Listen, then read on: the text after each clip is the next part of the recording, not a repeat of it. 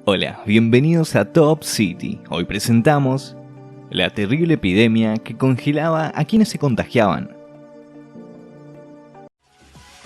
Top City, información a tu alcance.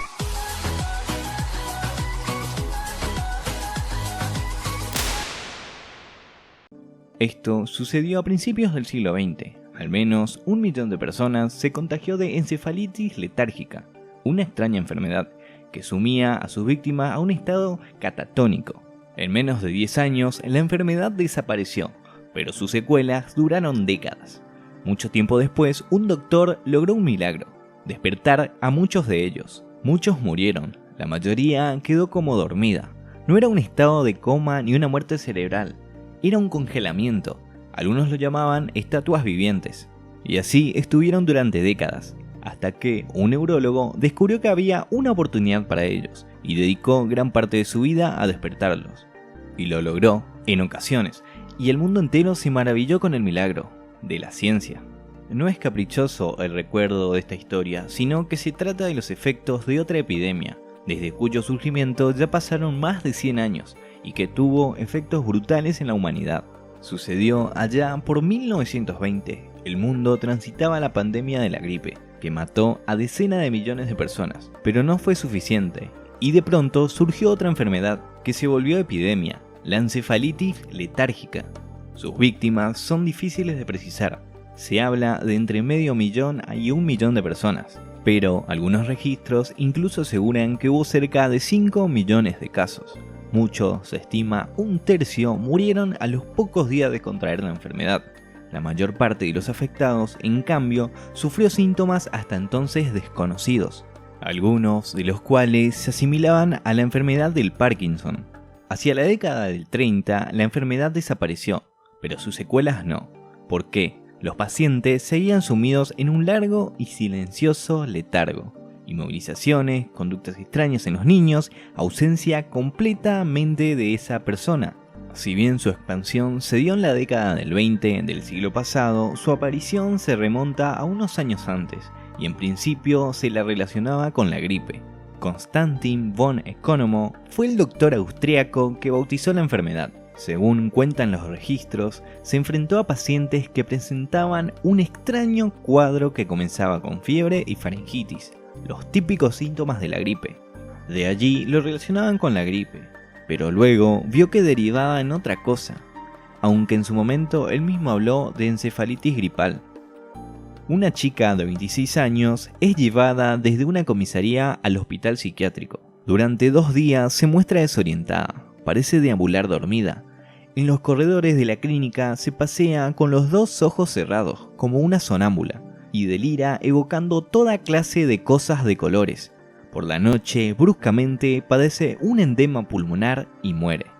Dice un fragmento de las notas del doctor, recogido por la revista científica Investigación y Ciencia.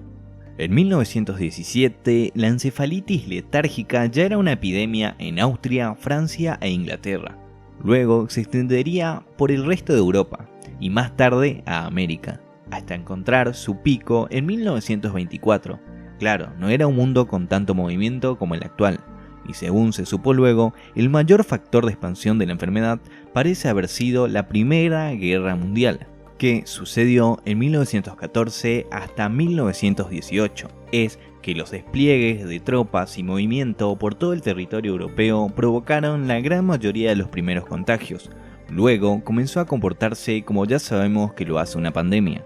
La enfermedad fue tan severa y extraña que en Alemania, por ejemplo, se instaló un servicio médico especializado en encefalitis letárgica. Funcionaba en el Hospital Universitario de Gotinga y el responsable era el médico judío Felix Stern. Pudo llegar a descubrir una cura, pero nunca lo sabremos porque los nazis interrumpieron sus investigaciones y el doctor finalmente se suicidó en 1941. Dejó un libro, sin embargo, llamado La encefalitis epidémica, que fue importante en los hallazgos futuros. La historia no recuerda tanto a Stern, como sí lo hace con Oliver Sacks, para muchos el neurólogo más famoso del mundo, que entra en esta historia muchos años después, pero de manera definitiva. Nació en Londres en 1933, desarrolló su carrera en Estados Unidos, pero iremos a él en un momento. ¿Por qué acabó la epidemia hacia 1933? Nadie lo sabe. Los investigadores siguieron, sin embargo, lidiando con los pacientes que habían quedado afectados desde el surgimiento. Muchos se enfermaron de chicos y 10, 20 o 30 años después seguían sumidos en el letargo.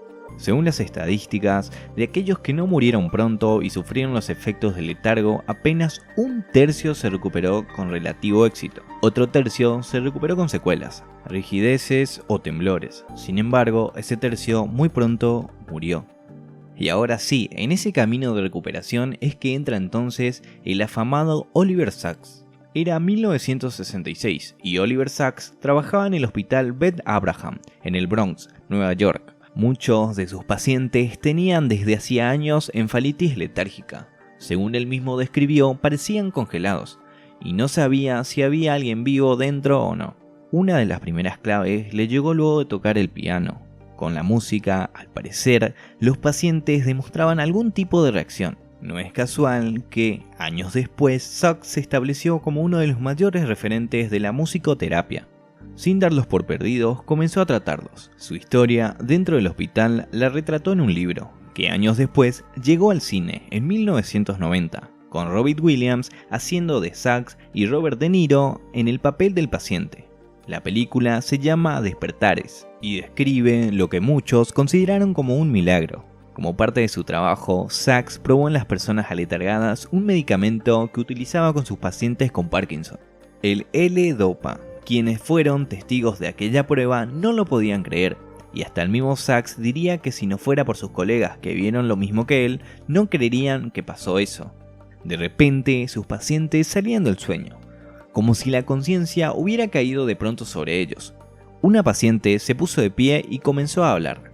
Otros, de la nada, caminaban, sonreían, dialogaban. Despertares lo muestra. Robert De Niro es un paciente completamente ausente, y de un día para otro despierta, y se ve arrugado, adulto, y escucha su voz de hombre. ¿Acaso por primera vez? Se hace preguntas. También aprovecho para pedirte que te suscribas, y así ayudes a nuestro canal. La atmósfera en el pabellón del hospital era como de un carnaval, una fiesta. Era un sentimiento de euforia, la gente se emocionaba, quería salir y hacer cosas, explorar el mundo. De verdad había una sensación de magia y milagros, y probablemente una expectativa algo alarmante, contó Sacks en su momento. Como también cuenta la película, al poco tiempo el medicamento dejó de hacer efecto, y los pacientes volvieron a su estado catatónico. Dejaron de hablar, de caminar, de reír, pero tuvieron sus días. Cuando nadie lo pensaba, tuvieron sus días. Fueron, de algún modo, los únicos que volvieron de aquella epidemia extraña. Y Sacks, que murió en 2015, el único que supo que era posible. ¿Y tú, qué opinas sobre esta rara enfermedad? Deja tu opinión en los comentarios y no olvides darle me gusta al video y suscribirte. Hasta la próxima.